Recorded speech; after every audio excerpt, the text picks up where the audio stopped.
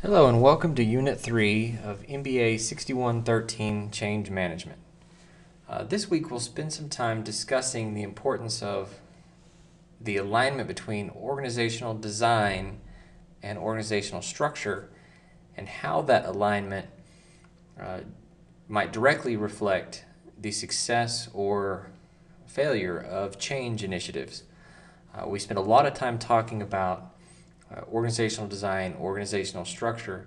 In fact, in the MBA program, you will take one course dedicated completely to organizational design, organizational development, and has become quite a topic of focus in the executive level business management strategy development here lately, because we recognize that if the design and structure of an organization does not facilitate innovation, change, strategy, if the design of the organization does not align appropriately with the objectives of the organization, we recognize that your chances for successfully implementing strategy is going to be very slim.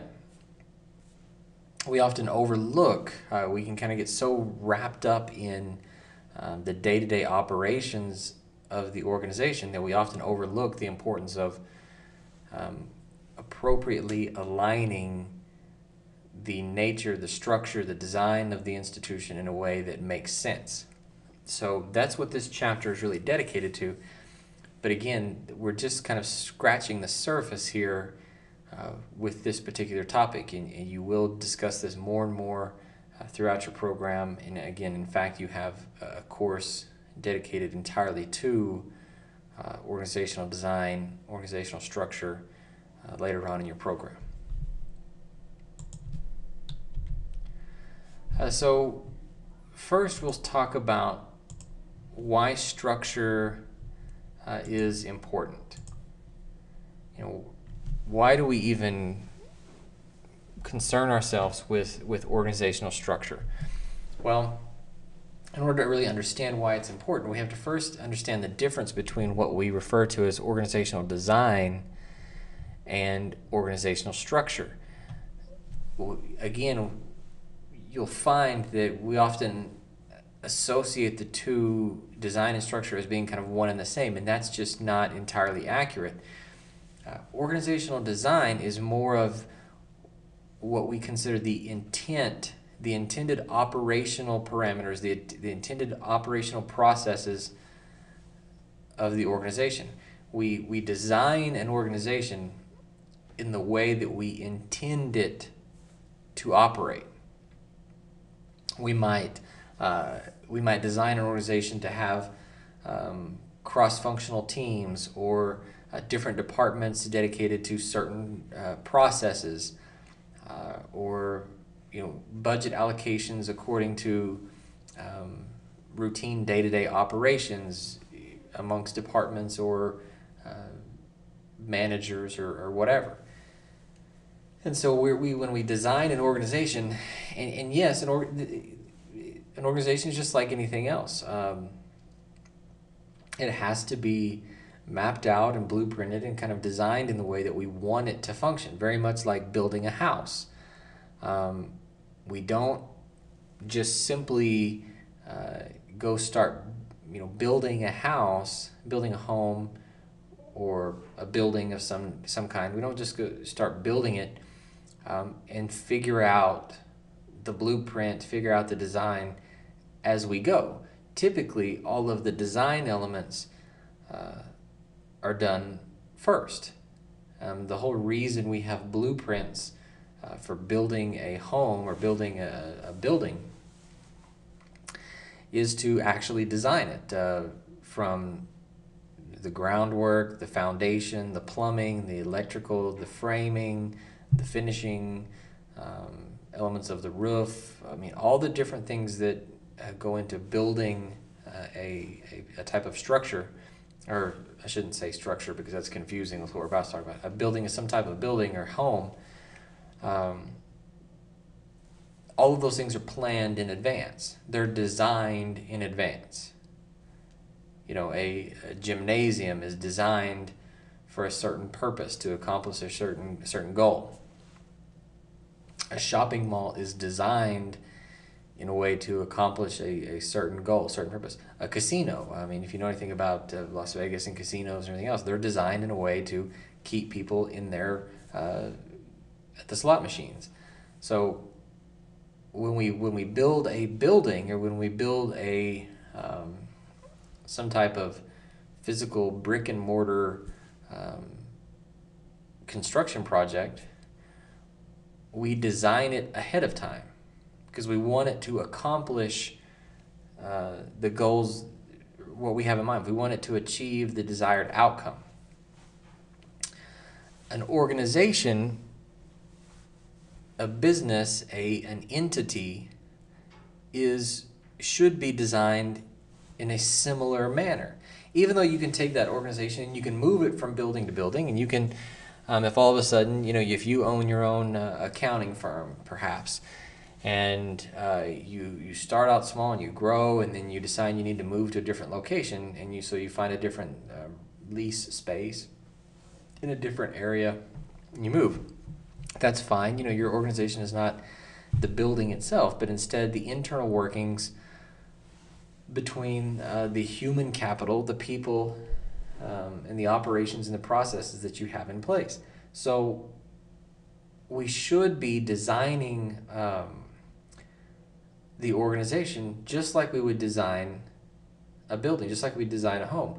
We need to have a blueprint. We need to have some type of intended operational parameters around which we design the functional components of the organization. How should this organization work? Whom should report to whom? Where should power be? Should power be centralized? Should decision making be centralized or decentralized? How do things work? So just like in what we see as social structures might manifest as formal responses driven by contingent groups, we say that just like in a society, you will find different societal or social structures. You might have groups of different contingents, different groups of people with same or similar interests that begin to manifest because they're responding to certain elements in their environment. It's no different than a city planner or city planning. When you talk about a small or large size city, you're going to have different social structures within that city. You might have one area of town that is low income or poverty. You might have one part of town that is considered kind of the wealthy neighborhood or the affluent neighborhood. The people that have money and power might all live together. You might have one part of town that is kind of considered the middle class part of town, and people that have same family structures. You might even see a city that is develops these social structures based on race or ethnicity or religious affiliation. You might have certain groups, perhaps you have people of the Christian faith in one neighborhood, and you might have people from Islamic faith in another neighborhood. You might have groups of, you might have an Asian neighborhood, like in San Francisco, and places where you have, Chinatown and places like that, where you have different ethnicities. And so we see this in society. We see social structures that begin to emerge and kind of manifest themselves as these responses to external environment issues, which are driven by contingent groups of people that develop their own social structure. Well, the same thing is going to happen inside an organization.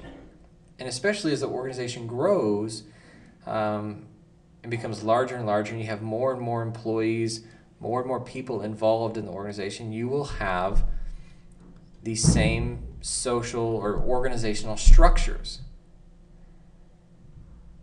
So very much So design and structure are two entirely different things. Design is basically how we set up the organization according to how we want it to operate, how we intend it to operate. Very much like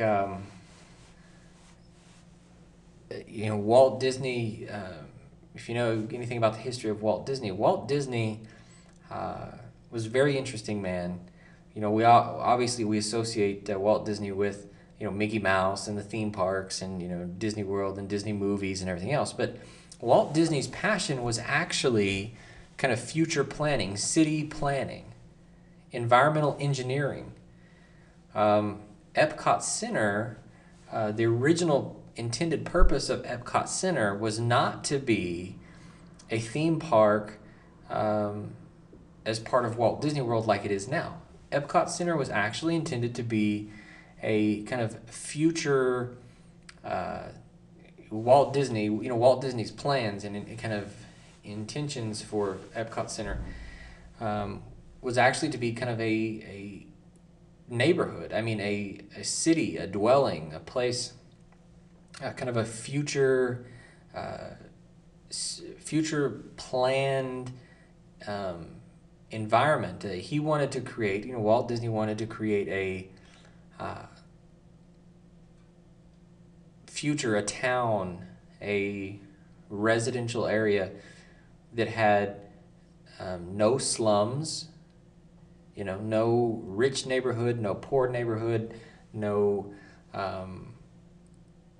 haves and have-nots kind of area. All of the homes would be built the same way, out of the same materials, have the same functionality, very efficient, kind of a planned community. That's what his kind of passion was. And then obviously after he passed away or whatever,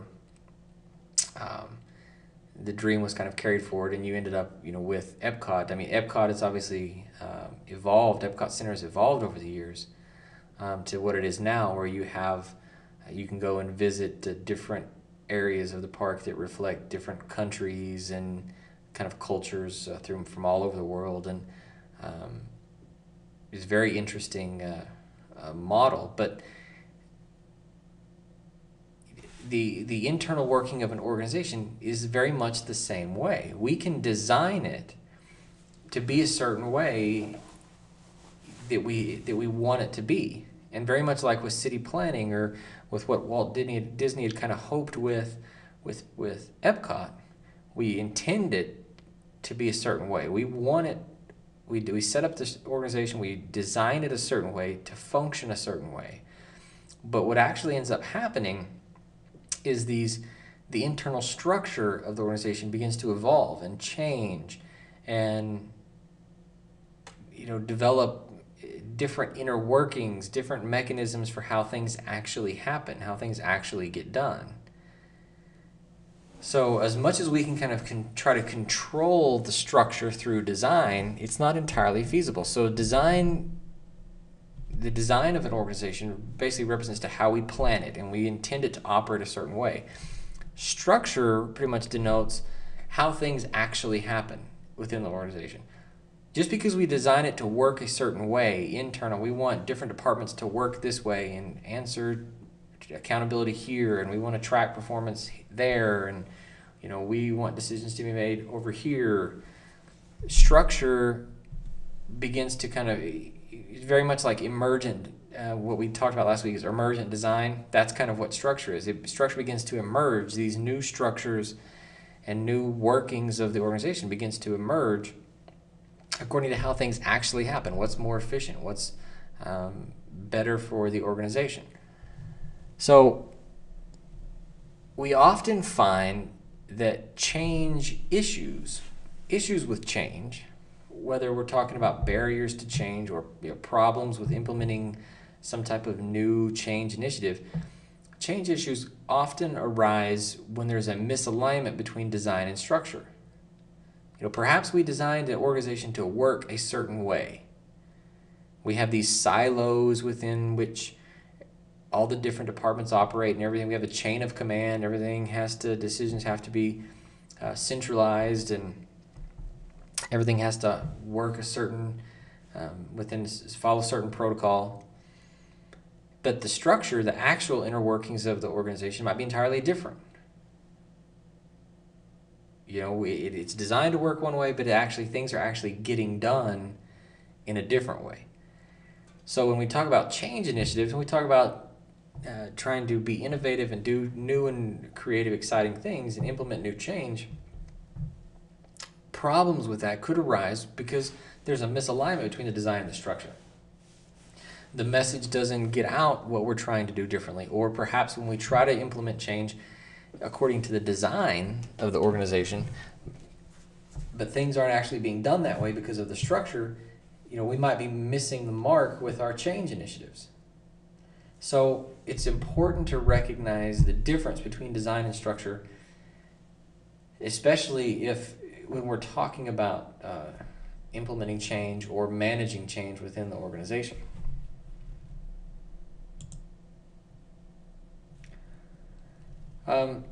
There are some different dimensions of organizational structure.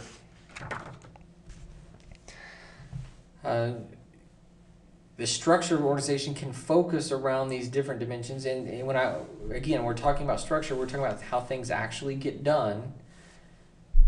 So the structure can focus on specialization. Perhaps the structure of the organization has kind of emerged because we have a lot of specialists.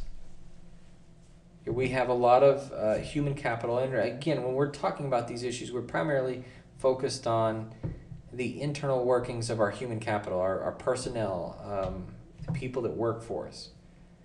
So perhaps we have a lot of specialists, and so the structure of the organization is kind of centered around specialization of tasks, specialization of knowledge, specialization of skills.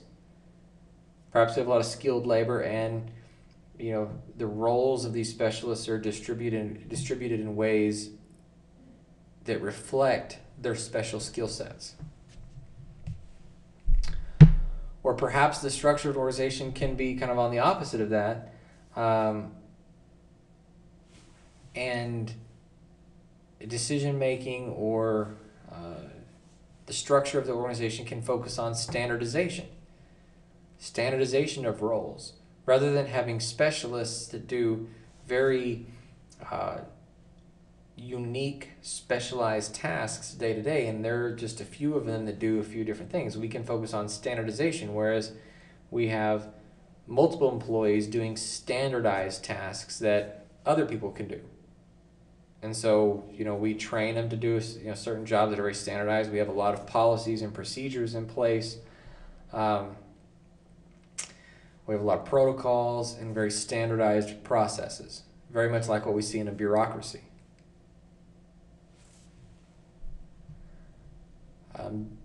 The structure of an organization can also kind of center around the formalization dimension.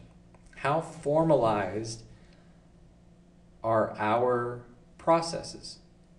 Do we have written rules, written procedures, a set of formal instructions for our employees to follow when doing their tasks or when doing their jobs on a day-to-day basis?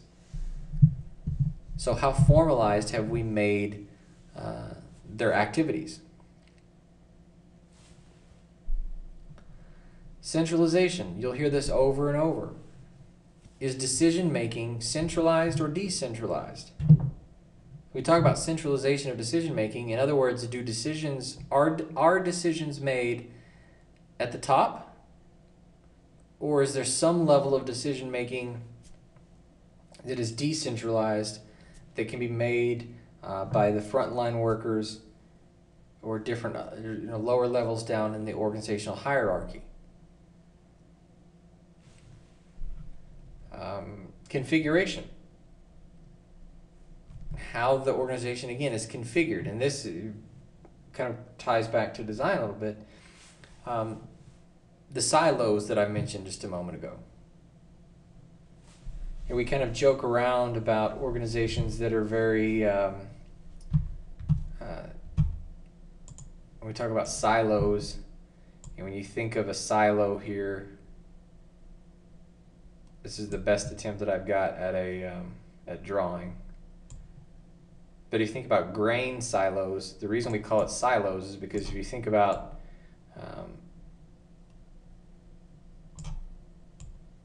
you know, farming environment or whatever, cotton gins or something like that, where you have these silos and they're tall, very tall like this, and very narrow.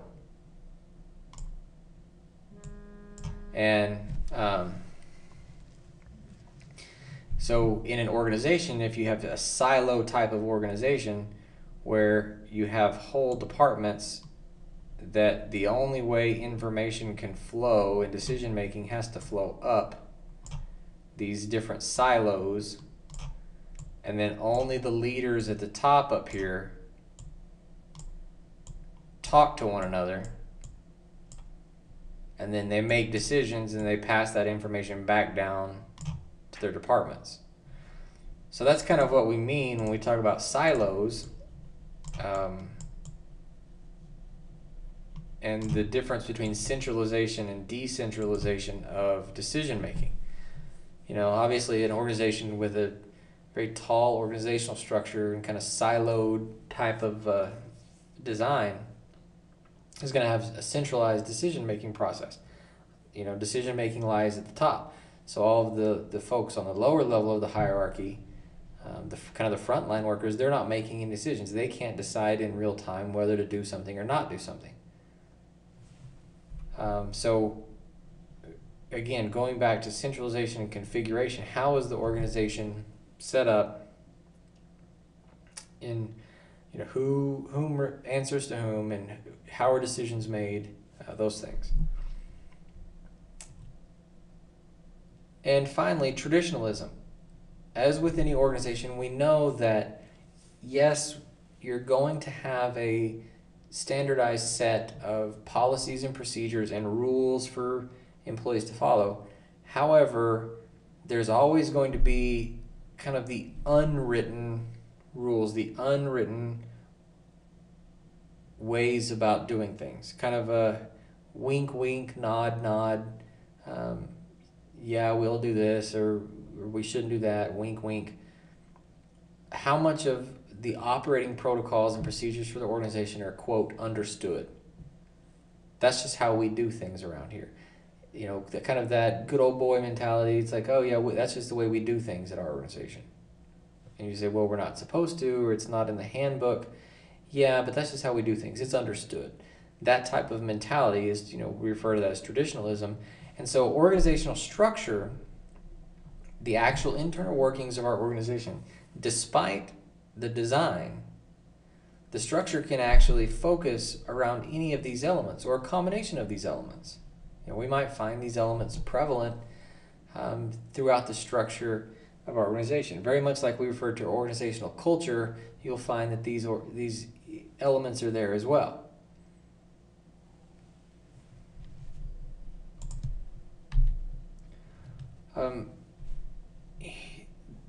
These components this actual graphic describes these components, I think, in a very kind of linear way that helps explain, you know, the reason I included this in here is because it really does help explain the difference between structure and design and formal versus informal, centralized versus decentralized, and all the different ways that we can design our organization and even try to somewhat guide and steer the structure so that we can operate more efficiently and be more efficient with or more effective with our change initiatives. When we're trying to change something within the organization, we've got to know these internal workings. We've got to understand the design, we've got to understand the structure, we've got to understand how things actually work. We even have to understand the culture if we are going to be effective at implementing change. So obviously formalization, I've kind of mentioned already, you know, are there well-defined roles? Is there very strict division of labor? The rules for and procedures for every day, those things very low? Well, we end up with some type of relational organization. In other words, the policies and procedures and guidelines for operating is going to be based on relationships, one-on-one interactions. You scratch my back, I scratch your back. You want this done, great, I'll help you, but you got to do this for me. Very much a relational type of decision making or kind of strategy making design for the organization. Or are these roles very well defined, very high? So in other words, we might end up with a bureaucracy where you have rules upon rules upon rules for everything. It's very difficult to get anything done because of all the red tape and the rules. So how formalized is the organization? Centralization, I've already talked about. What is the distribution of power and authority? Does power and authority all rest at the top? Are all the decisions made with a select few? Just a handful of people? Maybe 1 or 2 or 3 or 4 individuals make all of the decisions? Or again, is it decentralized? Are decisions made based on relationships? Qualifications of staff. This ties into standardization and specialization that I mentioned a moment ago right here. What are the staff qualifications? Are we doing very unskilled work, very standardized work? Does the work that we're doing, does it require some type of specialized training or advanced degrees? Is it very technical? So you'll find that, again, organizations will kind of fall somewhere along this scale. Perhaps they'll kind of do this. You'll see maybe high formalization, high centralization, which tend to go hand in hand. Perhaps even high technical work. What's the span of control? Organization can really fall anywhere along these different planes.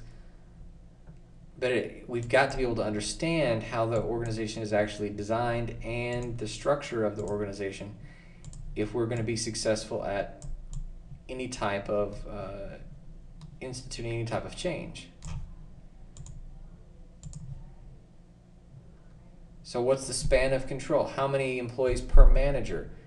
Again, if it's very narrow, detailed work, or we're talking about very routine work, standardized work. Again, going back to the silos that I mentioned a moment ago, does all of the work and routine processes, do these things take place in silos, or is there kind of some cross-functional activities? In terms of communication and coordination, how often do we work with other departments within the company? So again, the previous slide and this slide, they kind of go hand in hand when we're trying to understand how does the organization, how is it designed? How can we design the organization even better? If we were kind of tasked with or charged with developing a new design for the organization, or maybe even a new design for our department, how can we design the organization in a way that aligns with structure and processes so that everything runs smoothly? Very quickly here, we have a few different models. And I've mentioned some of these already. Some structural models. We obviously have a bureaucratic structure or a bureaucracy. A lot of red tape can make it challenging to get things done. But within a bureaucracy, that bureaucracy can either be flat or tall. I gave you the example of the silos here. So you can have an organization that is very tall, and you'll have a manager here and here, and then you'll have assistant managers or assistant directors here and here, and then each one of them will have a couple of folks working for them, and each one of them will have a couple of folks working for them. And so you can see how this organization gets taller and taller and taller, or you can end up with what we call flat organizations that have quite a few employees that answer directly to one or two folks. You might have a manager up here at the top, and then you have all these different folks. And so you can see the difference between, you know, a tall or a flat structure. But just because you have a tall or flat structure doesn't mean, I mean, you are or aren't a bureaucracy, but pretty much within a bureaucracy you can have a tall or flat organizational structure. We can also have horizontal or vertical differentiation.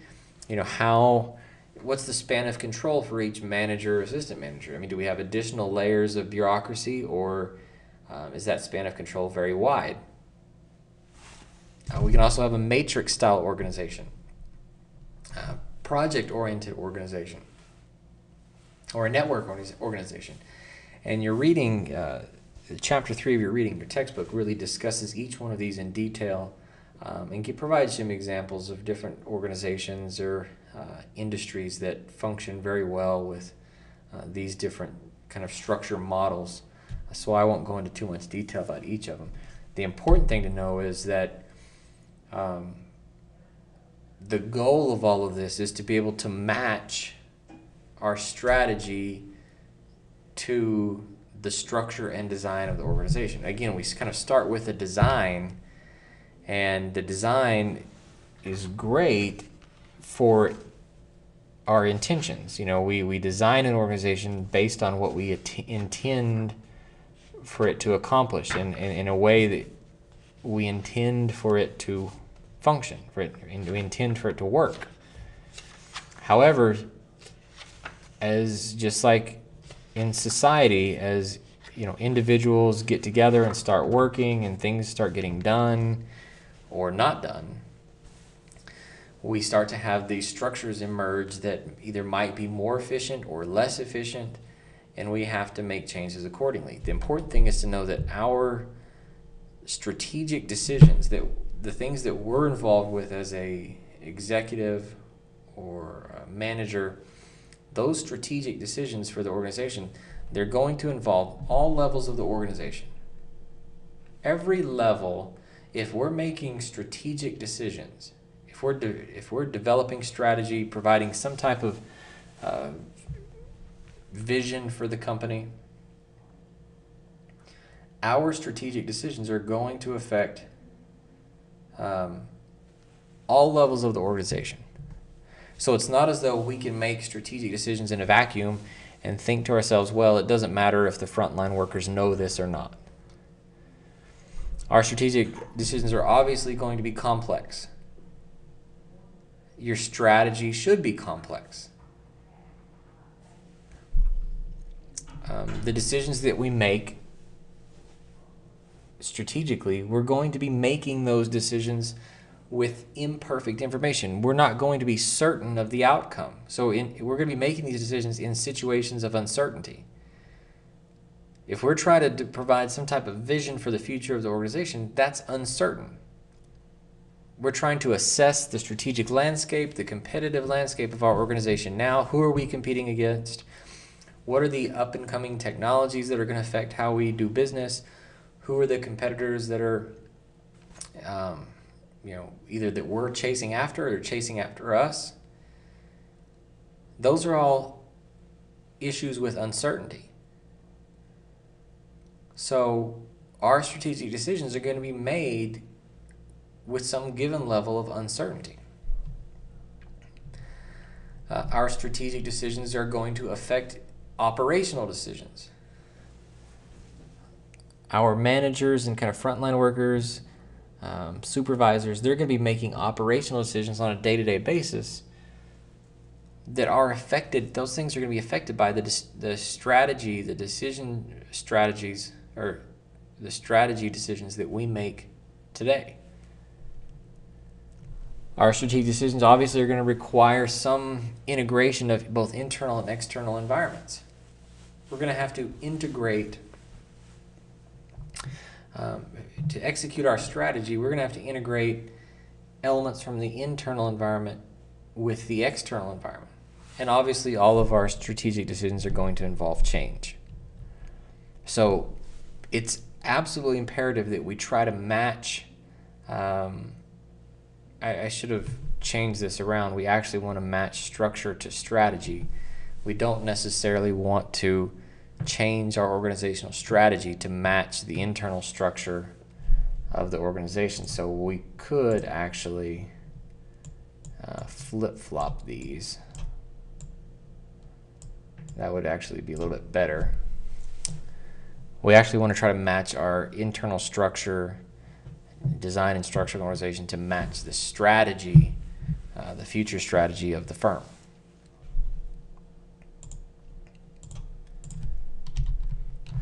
A couple final things here that we want to go through.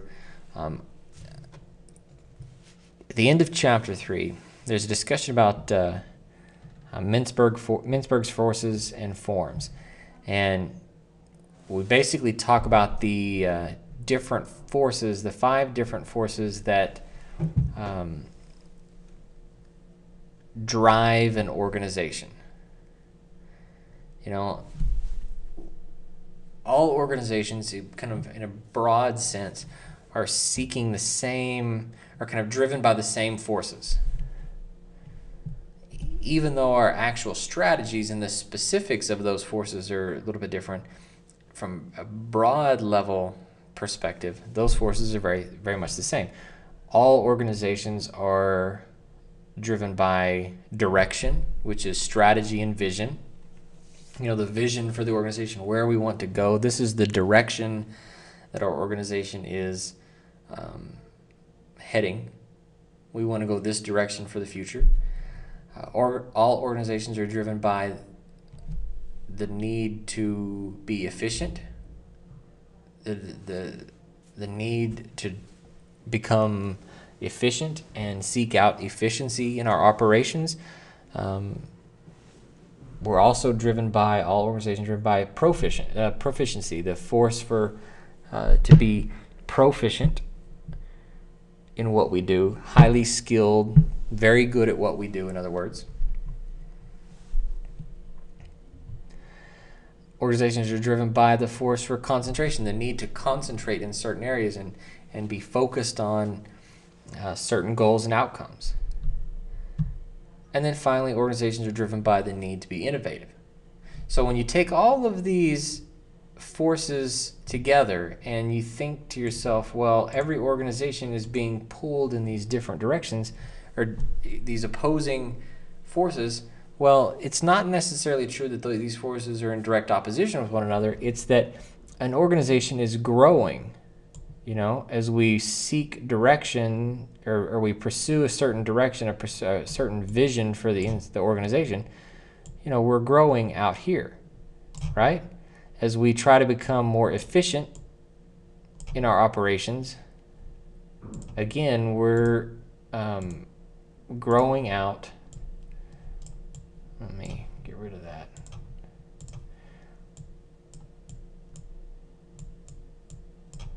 So, you know, we're growing out here. As we seek to become more efficient in our operations, again, we start growing this way. As we try to focus our efforts and concentrate in certain areas and become highly skilled and proficient as well at what we do, we're growing out this direction. As we try to become innovative and develop new ideas, we're growing out this direction. So the organization, again, is this this diagram, this 5-sided, I guess you'd call it a pentagon, continues to expand and grow outward. The organization hopefully is growing. So we think of Mintzberg's forces, we call it Mintzberg forces, but we can use the term strategy interchangeably with forces here. So you could say, okay, we have these different strategies to be more efficient. We have a strategy to move in a certain direction with the organization. We have a strategy to become more proficient at what we do. We have a strategy to be more innovative as a firm.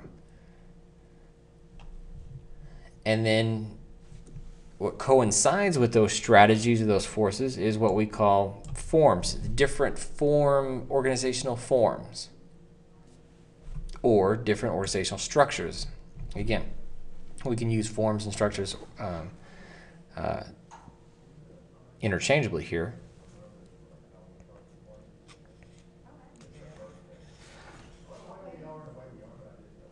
So, as an institution, we can take a structure or form that is more entrepreneurial. If we're more entrepreneurial in structure, we might be very low in formalization, very low in standardization. If we take on a form that is more machine-focused, more of a machine type of form. Think of a robot that's very focused on efficiency, very highly efficient, like a computer. Highly efficient,